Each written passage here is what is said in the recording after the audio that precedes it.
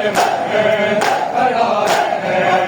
ये कौन है कड़ियों जो पाबंद खड़ा है। ये कौन है कड़ियों में जो पाबंद खड़ा है। ये कौन है कड़ियों में जो पाबंद खड़ा है।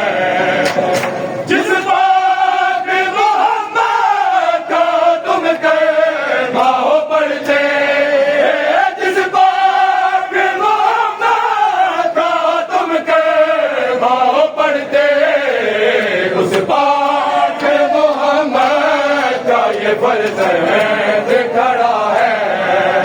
ये कौन है कड़ियों में जो पाबंद खड़ा है। ये कौन है कड़ियों में जो पाबंद खड़ा है। ये कौन है कड़ियों में जो पाबंद खड़ा है।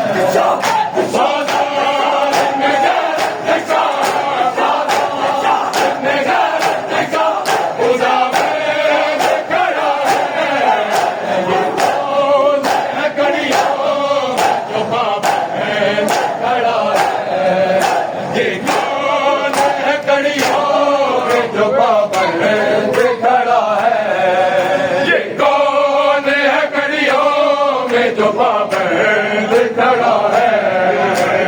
कोई कोई से आगे दे अजे रिसालत, कोई कोई से आगे दे अजे रिसालत, जो चैन निदान अर्ज़ में खड़ा है।